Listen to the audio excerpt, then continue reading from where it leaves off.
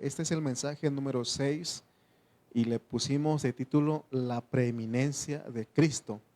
Estos son estamos en el estudio de Colosenses. Es algo difícil de explicar,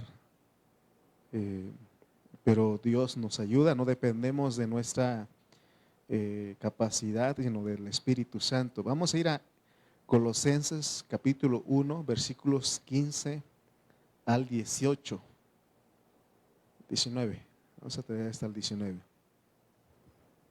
Dice: Él es la imagen del Dios invisible, el primogénito de toda creación, porque en Él fueron creadas todas las cosas, las que hay en los cielos y las que hay en la tierra, visibles e invisibles, sean tronos, sean dominios, sean principados, sean potestades. Todo fue creado por medio de Él y para Él. Y Él es antes de todas las cosas, y todas las cosas en Él subsisten. Y Él es la cabeza del cuerpo, que es la iglesia, el que es el principio, el primogénito de entre los muertos, para que en todo tenga la preeminencia. Y dice el 19: Por cuanto agradó al Padre que en Él habitase toda plenitud. Leamos de una vez el 20, dice: Y por medio de Él reconciliar consigo todas las cosas, así las que están en la tierra como las que están en los cielos, haciendo la paz mediante la sangre de su cruz. Oremos. Padre, estamos delante de ti y aquí venimos, Padre, no dependiendo de nuestra capacidad ni del Padre Santo, de todo lo que hay, sino que nuestra dependencia es el Espíritu Santo. Oramos, mi Dios, para que, Señor, tengas misericordia y nos abras tu palabra. Señor, creemos, Señor, que tú eres el que abres el entendimiento, tú eres nuestra sabiduría, tú eres nuestra inteligencia. Por eso, amado Dios, venimos para que Cristo sea todo eso para nosotros y que podamos disfrutarte como ese Dios que tiene la preeminencia. Te damos gracias en el nombre de Cristo Jesús. Amén. Entonces nuestro tema es la preeminencia de Cristo. La preeminencia de Cristo. El libro de Colosenses o la epístola a los Colosenses revela que Cristo tiene la preeminencia. ¿Qué quiere decir preeminencia? Que Él ocupa el primer lugar en todo. Es lo que quiere decir, es lo que revela Colosenses. Y como dicen estos versículos que leímos, tanto en la primera creación como en la nueva, Cristo ocupa el primer lugar porque hay dos creaciones. Hay una nueva creación y hay una vieja creación.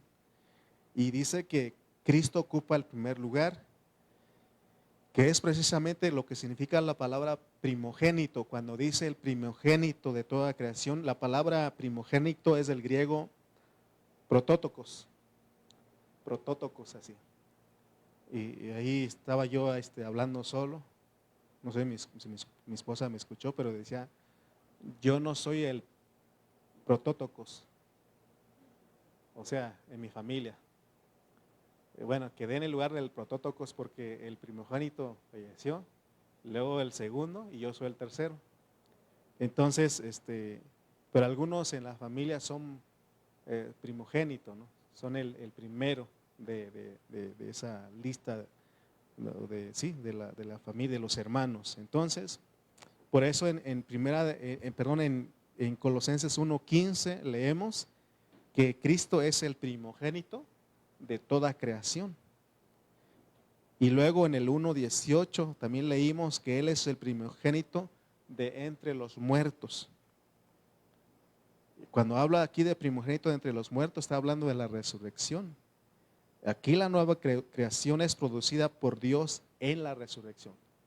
Si ustedes recuerdan, Jesús siempre habló de que dice, os conviene que yo me vaya. ¿Ustedes han escuchado estas palabras que Él dice, les conviene que yo me vaya? ¿No? La carne para nada aprovecha, el Espíritu es el que da vida. También Él dice que carne y sangre no pueden heredar el reino. O sea, estaba hablando de morir y en resurrección venir a ser la nueva creación. Por eso dice que de modo que si alguno está en Cristo, nueva creación es. Amén. Las cosas viejas pasaron, he aquí todas son hechas nuevas. El hecho de que Cristo tenga la preeminencia en la nueva creación significa que Él es el primero en la resurrección. Él es el primero que resucitó, pero se recuerdan que Él también decía que Él era la resurrección. Esa es la nueva creación, pues, ¿no? Pero Él tiene el primer lugar, Él tiene la importancia en esa nueva creación. Él es el primero tanto en la creación como en la resurrección, lo cual significa que Él es el primero en la antigua creación, esto es en el universo, porque antes de que Él resucitara al tercer día, ya existía el universo, pero Él es el primero ahí. Entonces, y Él es también en la nueva creación, es decir, la iglesia es la nueva creación. Recuerden que en la nueva creación, el nuevo hombre es la iglesia. Ya no hay, por eso nada viejo. Se recuerdan que hemos hablado de todo eso, de que se recuerdan que dijimos que no se pone vino nuevo en odre viejo. Amén. O sea, por eso Cristo puso este punto de partida, podríamos decir. Entonces, el universo es el ambiente en el cual la iglesia, como cuerpo de Cristo, existe con miras a expresar a Cristo en plenitud. O sea que, ¿quién expresa al Padre? Cristo. ¿Y quién expresa a Cristo? La iglesia, ¿no? Pero se expresa en plenitud. Entonces, Cristo no solamente es el primero en la iglesia, que es el cuerpo, sino también el primero en el universo. Esto significa que Él es primero en todo. Ahora dice Colosenses 1:19, dice, por cuanto agradó al Padre que en Él habitase toda plenitud. Por eso les dije que Cristo expresó al Padre. Ustedes me van a entender ahorita. Surge una pregunta, ¿a qué se refiere la plenitud mencionada en este versículo?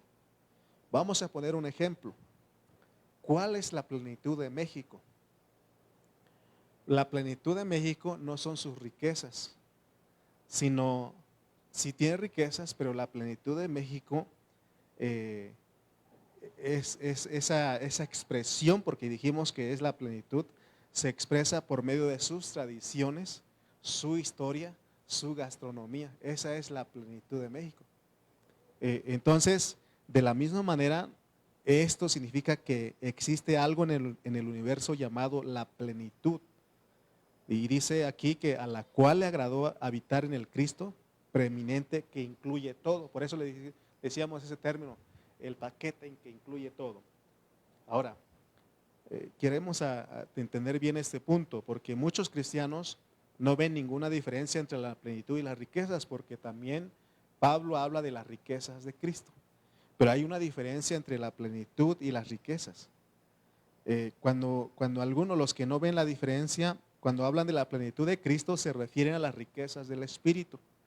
Sin embargo, la plenitud mencionada aquí en el 1:19 no se refiere a las riquezas de lo que Dios es, sino a la expresión de dichas riquezas. O sea, México puede tener muchas riquezas, pero si no hay una expresión, es por eso que ponen comerciales que visita Cancún, visita, ¿no? Y dijo, ¿cómo dijo Fidel hace rato de Tultitlán? La eterna ciudad de Tultitlán, ¿no? Entonces, cuando se anuncia para que otros vengan a que vean la expresión de las riquezas de México.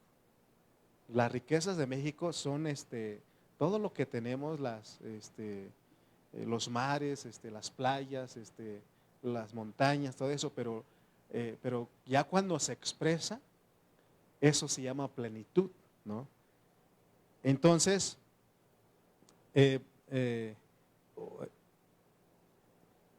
pero fíjense que nosotros tenemos que ver esto, porque les decía que no muchos hermanos entienden esto, pero Dice Pablo aquí que la plenitud se refiere a la expresión, entonces estamos claros ahí, ¿no? Por ejemplo, otro ejemplo, si yo tengo poco amor, si yo tengo muy poco amor, mi amor no puede ser expresado, pero si mi amor es pleno, la plenitud de mi amor será su expresión. Entonces, bajo el mismo principio, la plenitud es la expresión de todo lo que Dios es. En el 1:19, Pablo simplemente dijo la palabra plenitud sin ningún modificador, lo cual indica que él se refería a la única plenitud que existe. Entonces la plenitud o expresión de Dios es una persona y en este caso es Cristo. Después del 1:19 encontramos muchos pronombres personales que se refieren a la plenitud como si fuera una persona, lo cual revela que la plenitud es la expresión misma de Dios e incluso Dios mismo. En dicha plenitud, el Hijo es preeminente porque Él es el que expresó primero. Por cuanto agradó al Padre, dice que en Él habitase toda plenitud. Por lo tanto, Él debe tener el primer lugar en el universo y en la iglesia.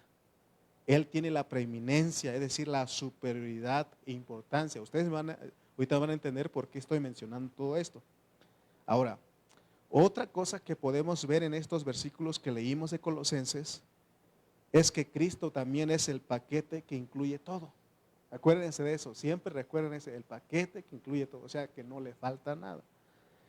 Él es la realidad de todas las cosas positivas del universo. Si conocemos la Biblia y la economía de Dios, nos daremos cuenta de que Cristo es los cielos, la tierra, el sol, la vida, la luz, las estrellas, los árboles, las flores, el agua, el aire y la comida. Por eso leamos Colosenses 3:11 en esta versión de la lenguaje actual.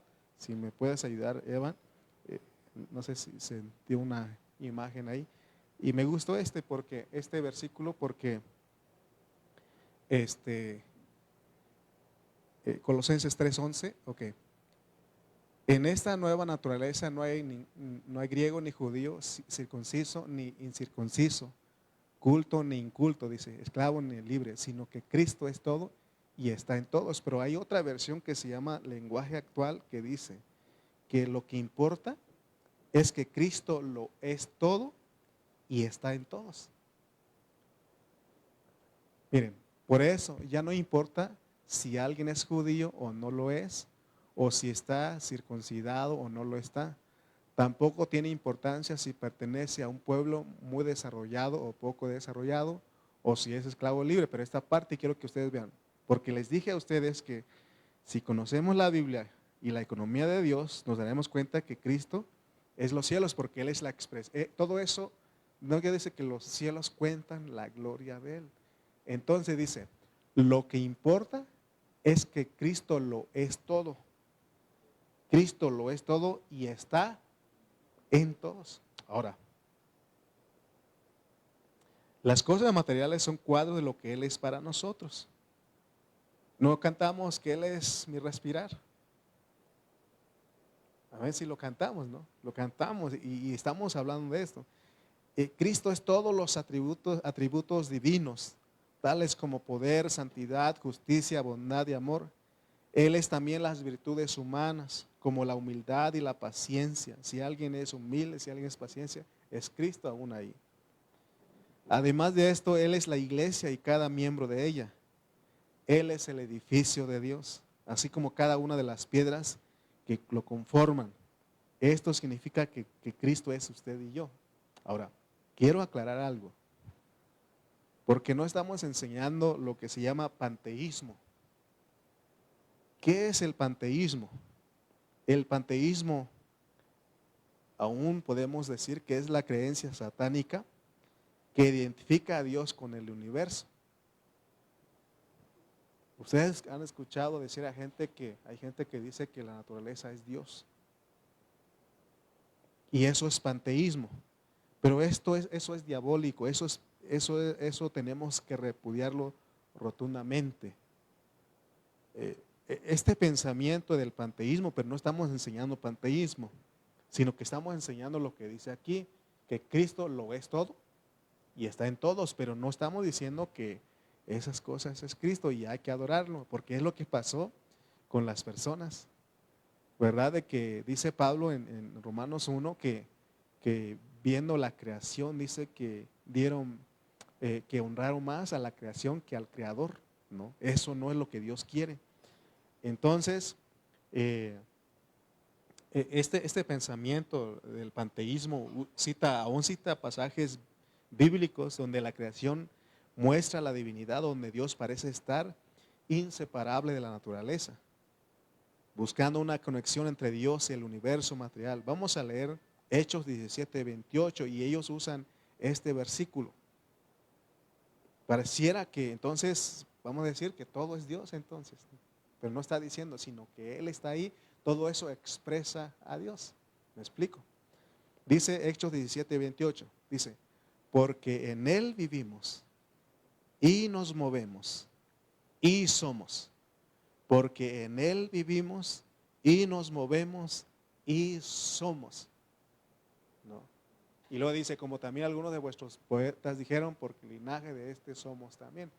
Entonces, esta es Biblia, pero lo usan ellos para decir, para enseñar el panteísmo. Sin embargo, desde una perspectiva bíblica, este versículo, lo que está diciendo realmente este versículo es la omnipresencia de Dios, porque hemos dicho que Dios es omnipresente.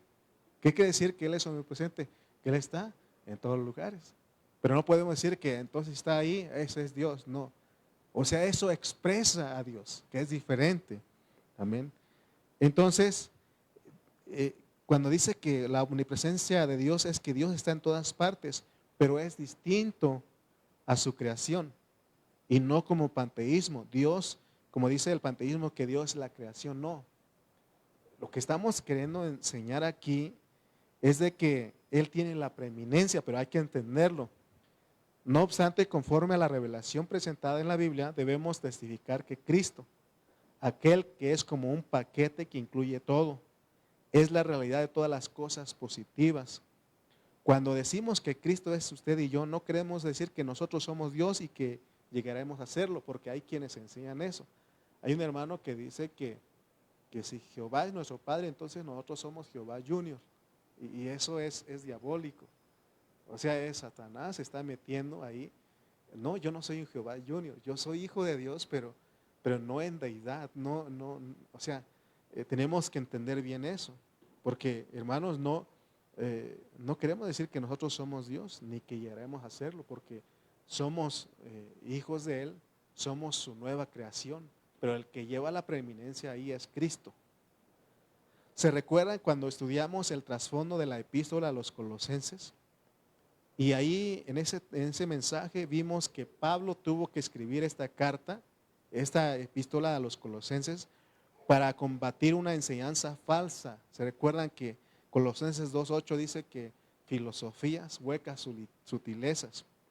¿Qué hacían estas filosofías, estas enseñanzas falsas? Esta enseñanza denigraba a la persona de Cristo, lo desacreditaban, lo hacían inferior. Así como hoy día hay grupos, citemos dos, por ejemplo los judíos, y no solamente los judíos, sino los testigos de Jehová. Ellos denigran a la persona de Cristo. Y esto que estamos diciendo no es nuevo, porque miren lo que cree cada grupo. Y ustedes vean, si no, búsquenlo. Por ejemplo, decíamos de los judíos y de los testigos de Jehová. Por ejemplo, la mayoría de los judíos no consideran a Jesús como el Mesías, el Hijo de Dios, ni parte de la divinidad, ya que esto contradice la creencia judía en un Dios único. Aunque algunos lo ven como un maestro judío histórico, muchos lo ven con indiferencia o como una figura histórica que desvió al pueblo de la Torah. Hay videos en internet que ustedes vayan y cuando le preguntan de Jesús, es lo que dice.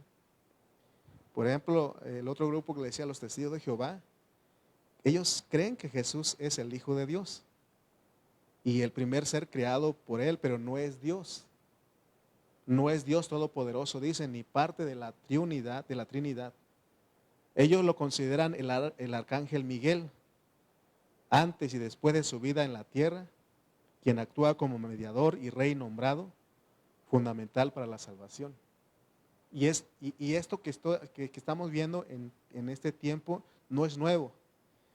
De hecho, un influyente teólogo y líder de la iglesia llamado Arrio, aproximadamente en el año 250 al 336 después de Cristo, él enseñaba que Cristo era un ser exaltado pero meramente finito, enseñanza con la cual negaba la naturaleza divina de Cristo.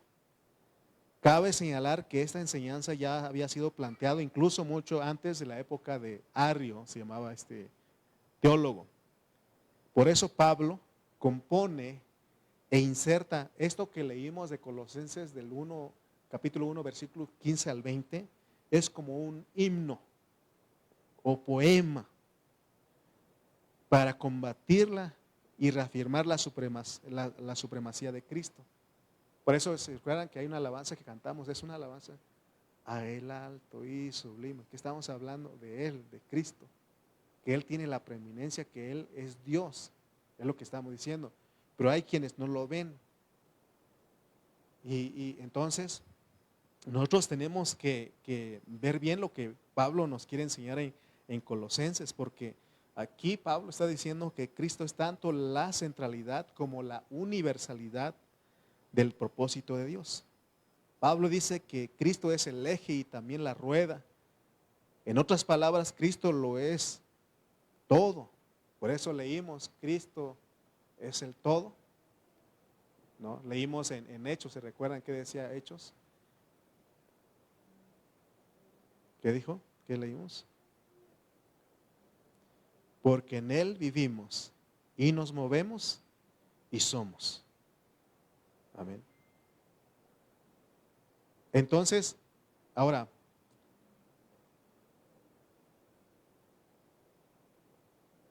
Pablo afirma en el versículo 15 de Colosenses 1 que a Cristo se le llama el primogénito de toda creación, porque en Él fueron creadas todas las cosas. Él está escribiendo eso para combatir la falsa enseñanza de que decían que Cristo, así como hoy día, como un hombre, un ángel, un arcángel, ¿no? Y él escribió esta carta para combatir y reafirmar la supremacía de Cristo. Entonces Pablo dice que Cristo se le llama aquí el primogénito de toda creación porque en él fueron creadas todas las cosas. Dice Juan, ¿no? Todo ha sido creado por medio de él y para él. Por eso el Hijo recibe el título de el primogénito de toda creación. Por lo tanto, la frase aquí no se refiere a un tiempo en que Cristo no existió, sino que más bien significa su primacía de rango, así como su preeminencia, porque hay quienes dicen que Él vino a existir ahora cuando se encarnó, y que antes era un buen hombre, un ángel, un arcángel. Es que hay dos extremos. Hay quienes denigran a Cristo, pero hay quienes dicen que todo es Cristo. Entonces nosotros tenemos que seguir la enseñanza de Pablo y entender quién es Cristo. Por ejemplo, los hermanos, un grupo que se llama unitarios o unicitarios, y ellos hablan de que, o los apostólicos, es otro grupo que salieron del pentecostalismo, y ellos dicen no creen en la triunidad de Dios. Ellos solamente hablan de Jesús como el Dios absoluto.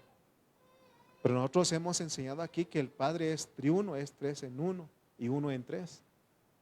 Entonces, hermanos, necesitamos entender, porque quienes no logran comprenderlo dicen, no sé si dirigirme con el Padre o con el Hijo, porque si me dirijo con el Hijo, a lo mejor el Padre se enoja. Así Ese es el pensamiento que tiene. O me dirijo nada más con el Padre porque Él es el Padre, Él es el mero mero, y nada más uso a Cristo como su nombre. No, necesitamos entender quién es Cristo realmente. Por eso Pablo nos mete así aquí en Colosenses, porque hay filosofías, hay huecas sutilezas. Hermano, imagínate que llegaras tú a pensar eso de que, ay, si me dirijo con Cristo y se enoja el Padre, ¿cómo vas a pensar eso?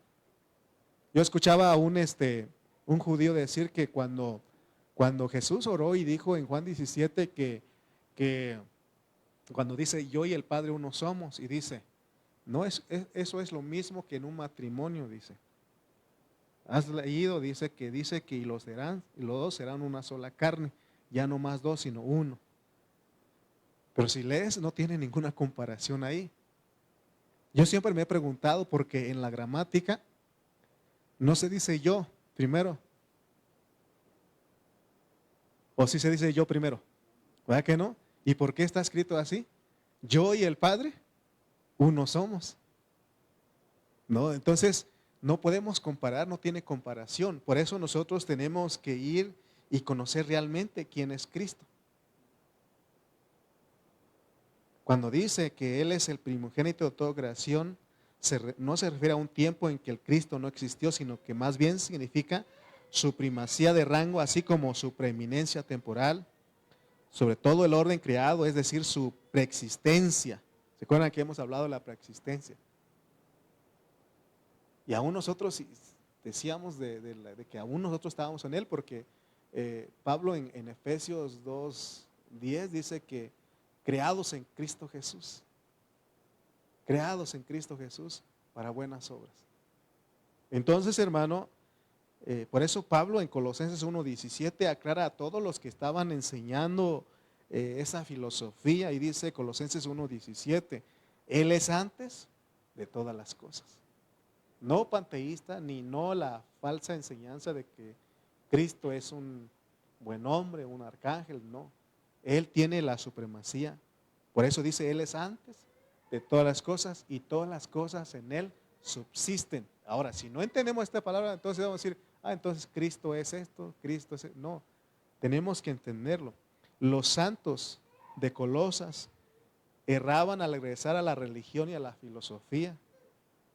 Tales cosas están en contra de la economía de Dios, en la cual solo hay lugar para Cristo, aquel que es el todo y en todos.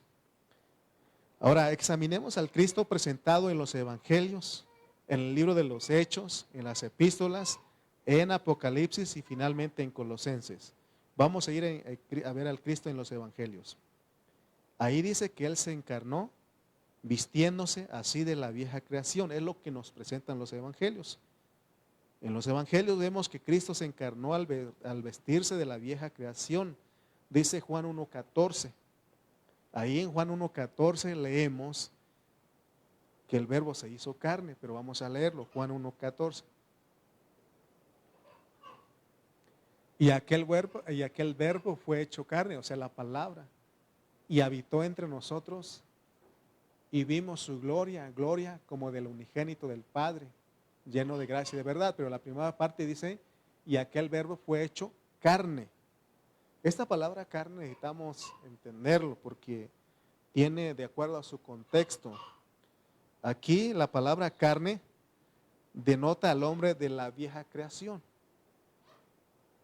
Si ustedes recuerdan, en Génesis, cuando Dios creó al hombre, no dice que Él lo hizo carne, sino que le dio un cuerpo. Pero ¿cuándo es que vino a hablar de carne? ¿Verdad? Después de la caída. Y dice ahí que Él vino a ser carne de pecado.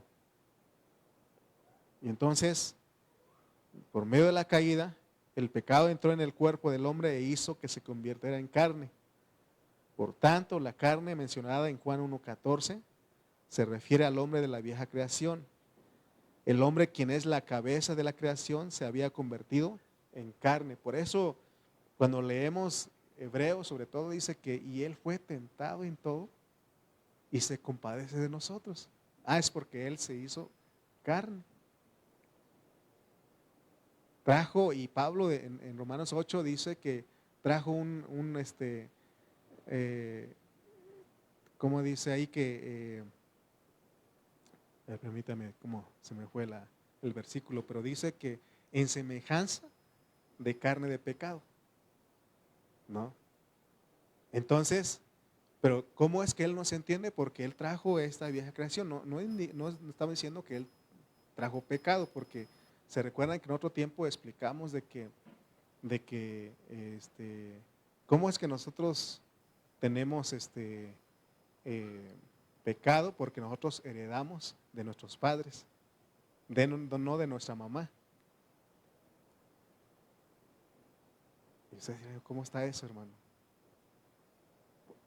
Y es que hace unos días atrás nos hablaban de una mamá sustituta, de una madre sustituta. ¿Sabían ustedes que se puede hacer eso?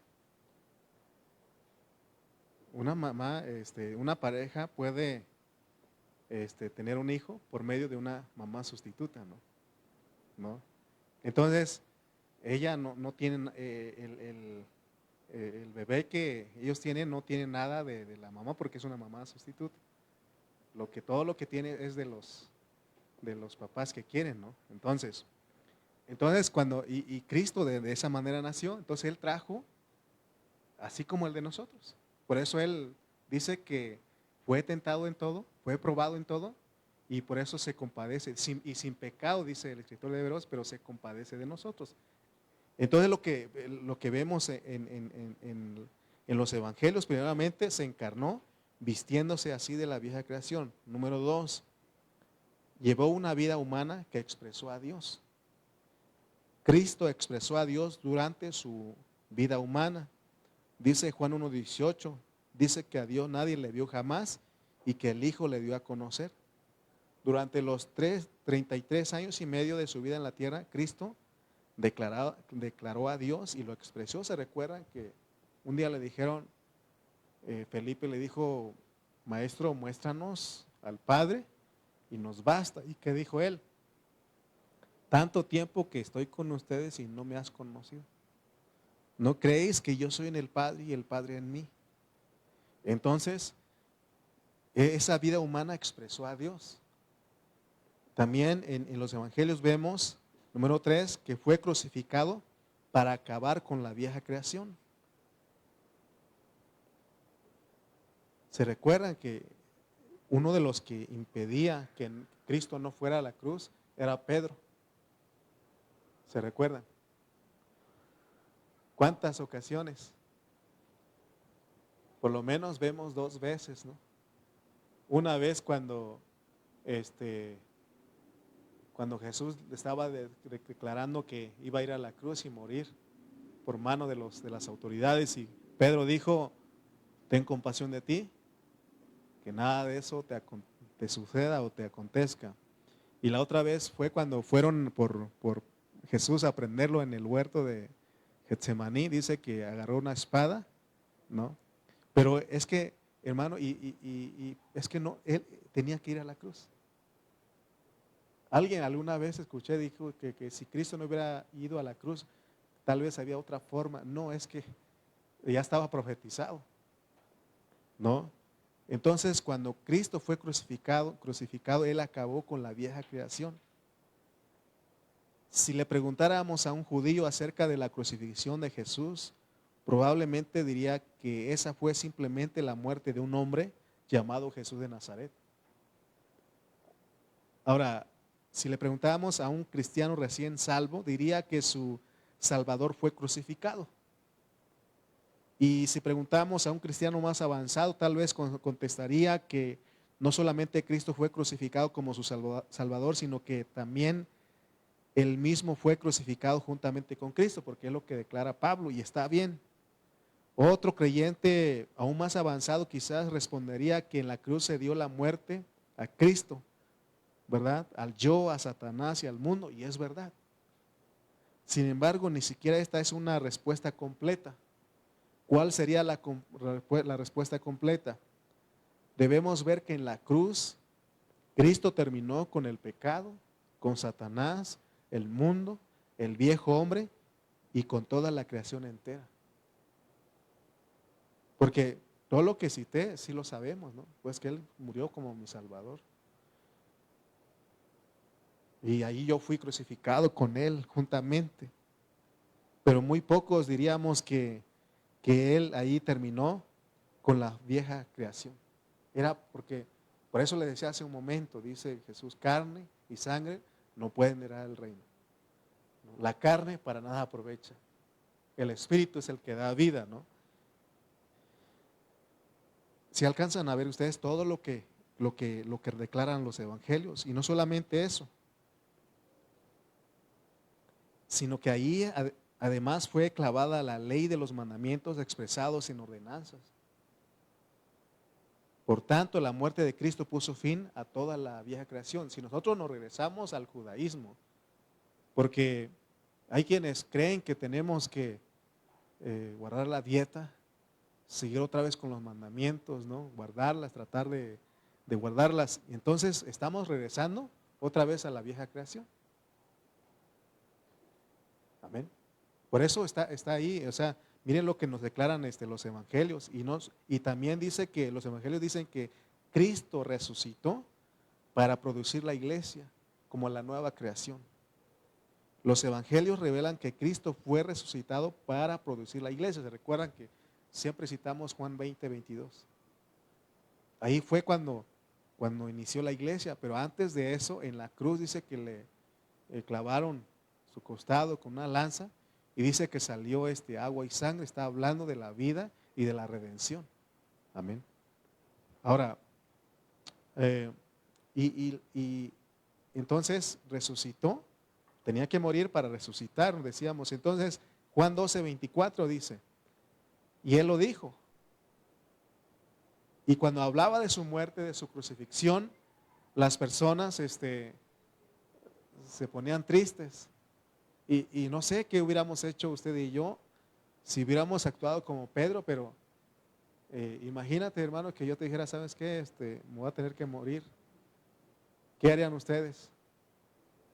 Hermano, de una vez, ¿para qué está diciendo y diciendo? Yo sé que alguno dirá, ¿cómo, hermano? ¿Cómo es posible? ¿Cómo cree que usted se va a morir? Pero yo quiero que ustedes vean esto que estamos hablando, porque dice Juan 12:24. 12:24, por favor. Juan 12:24. De cierto os digo, que si el grano de trigo no cae en la tierra y muere, queda solo. Pero si muere, lleva mucho fruto. Está hablando de su muerte y de su resurrección. Amén. Ahora vamos a ver al Cristo en el libro de los Hechos. En el libro de los Hechos vemos que Cristo fue exaltado y dado por cabeza sobre todas las cosas a la iglesia. Hechos también revela que Cristo, después de su exaltación, descendió como espíritu para llevar a cabo la intención de Dios. ¿Se recuerdan cuando les dijo, vayan y no hagan nada hasta que venga, sean revestidos el día de Pentecostés, ¿no? Entonces, además de esto, Hechos revela que Cristo fue propagado para producir la iglesia, porque se recuerdan que cómo se propagó.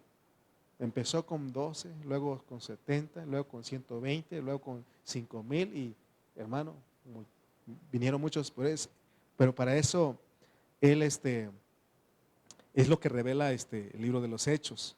En las epístolas, ¿qué es Cristo en las epístolas? En las epístolas vemos que Cristo es nuestra justicia. Vamos a poner 1 Corintios 1:30.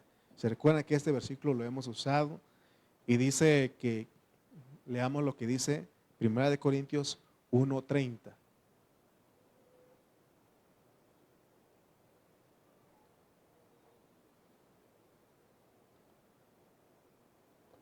Mas por Él estáis vosotros en Cristo Jesús. Y miren lo que es Cristo para nosotros. Nos ha sido hecho por Dios sabiduría, justificación, santificación y redención. Él es todo eso para nosotros. También Juan dice que Él es nuestra vida.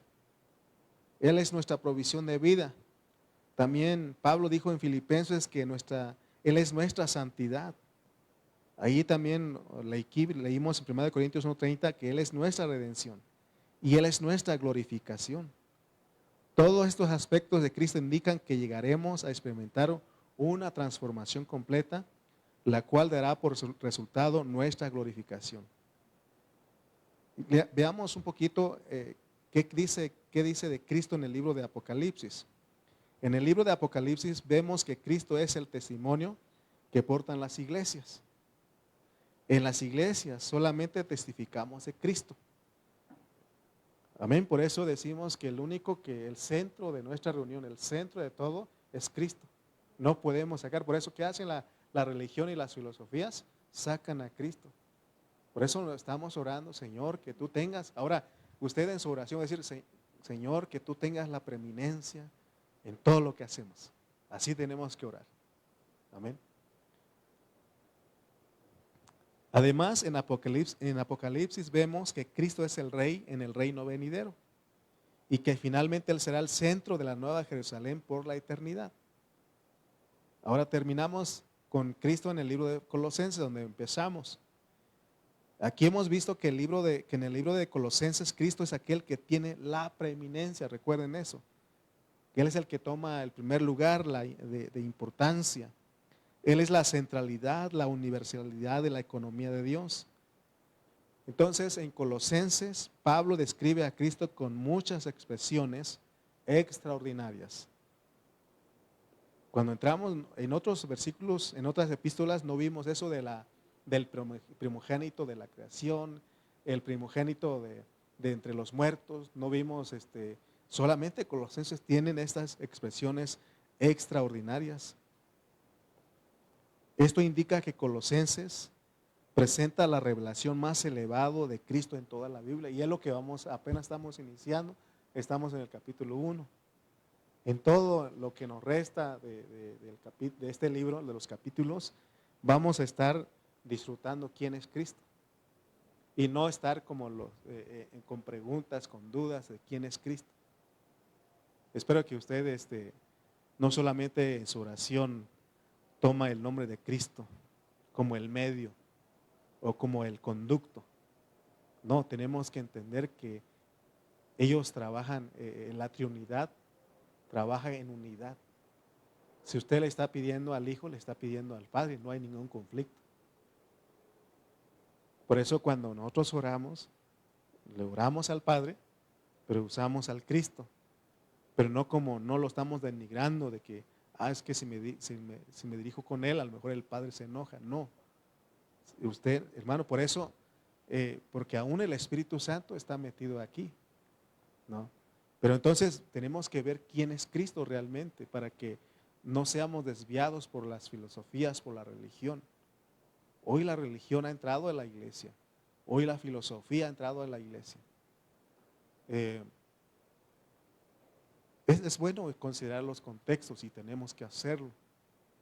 Es bueno yo también uso la Biblia interlineal del griego al español, del español al griego, y me apoyo en todas estas herramientas, pero solamente son herramientas. Nuestra dependencia es el Espíritu Santo. Porque recuerdan cuando dice Jesús en Juan que ellos estaban escudriñando las Escrituras, y que ahí decía que las Escrituras hablaban de Jesús, y que ellos aún creían, tenían el pensamiento de que ir a las Escrituras hallaban la vida, pero ¿saben qué hacían? No querían venir a Cristo. Por eso todo lo que hagamos, tenemos que salir de las cosas del panteísmo, aún de los grupos que denigran a Cristo.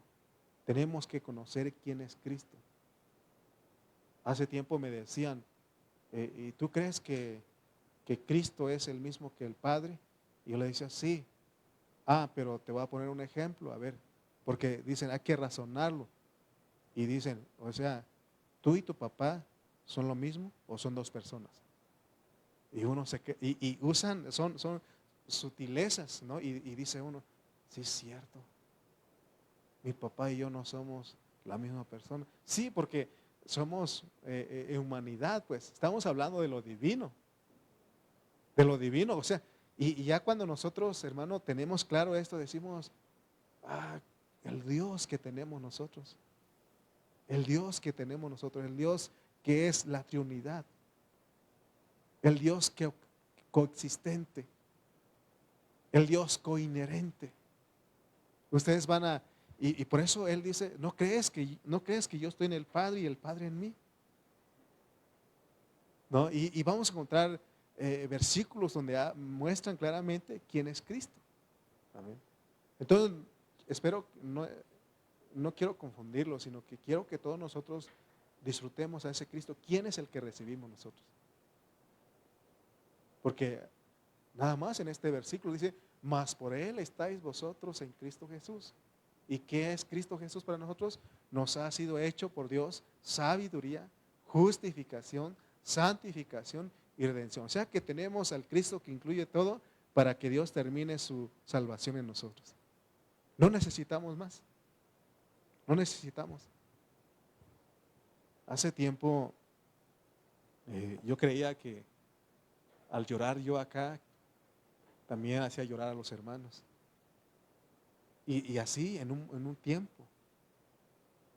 Y yo puedo, eso es manipular las mentes. Eso es manipular a las personas. No necesitamos ninguna manipulación, ninguna vacilación. Si Cristo te toca ahí, Él te hace, tú solito no necesitas que otros estén llorando. No necesitas, tú ahí te derramas delante de Él. Pero si tú ahí sientes el gozo, alábale al Señor, porque Él es tu gozo, Él es tu regocijo, Él es todo para nosotros. Amén. Entonces ese es el Cristo que tenemos. No es un pedazo de Dios, no es un arcángel, no es un ángel, no es un buen hombre que vino. Hermano, es el Dios que se hizo carne, el que vino a nosotros. Amén. Entonces oremos. Así está el modelo de la oración en Mateo 6. ¿Cómo Él se dirigió? Amén. ¿Por qué tenemos que orar? Sí tenemos que orar al Padre, pero creemos que es la Trinidad ahí. Amén. Entonces vamos a orar y estamos entrando, este es el mensaje número 6, y son cosas que quizás no habíamos tocado, pero Dios nos tiene que meter ahí, en este río, en este fluir. Y si algo usted no comprende todavía, no diga no entiendo. Disfruta lo que entiende. Disfruta que si usted cree que Cristo es su Salvador, disfrútelo. Pero ya cuando se le revela que Él es el primogénito de toda creación, el primogénito de entre los muertos. Es más, dice Pablo, Él es la imagen del Dios invisible, ¿no? ¿Por qué? ¿Por qué dijo Pablo eso? Porque había quienes denigraban la persona de Cristo. Por eso se escribió esta epístola y es lo que vamos a estar viendo más adelante. Amén. Vamos a orar y vamos a dar gracias a Dios por este mensaje de este día, de que Cristo tiene la preeminencia de Cristo. Señor y Dios, te damos gracias porque, Señor, en nuestra mente finita no podemos, Señor, no alcanzamos a ver lo que tú ves. Señor, pero tú usaste a un hombre aquí, a Pablo, al apóstol Pablo, Señor, para hablarnos de estas maravillas, Señor, de estas verdades, Señor, que tienen que ver con tu economía, con tu administración. Te pedimos, Señor, que sigas ayudándonos. Nuestra dependencia es tu Espíritu Santo. Dices tú, Señor, dijiste, Señor, que el Espíritu nos convencería, nos iba a guiar a toda la verdad. Oramos para que nos sigas abriendo este libro de Colosenses, que podamos, amado Dios, disfrutarte, amado Dios, disfrutar a ese Cristo que nos ha sido hecho por nosotros, sabiduría, Señor. Gracias porque has sido bueno, Señor, y gracias porque podemos ser librados de la potestad de las tinieblas, librados de la potestad de las tinieblas que, Señor, que este enemigo, Señor, usa cosas aún buenas, Señor, para desviarnos de tu propósito. Oh, gracias por trasladarnos al reino de tu Hijo de amor. Gracias, Señor, porque podemos disfrutar de tu amor, de tu luz, de tu vida. Señor, ayúdanos y que vayamos a casa, Padre Santo, meditando en esto. Meditando, Señor, y que los grupos que predominan hoy, que no nos engañen, que no nos hagan dudar, sino que seas tú, Padre, hablándonos y revelándonos tu palabra. Gracias te damos en el nombre de Jesús. Amén.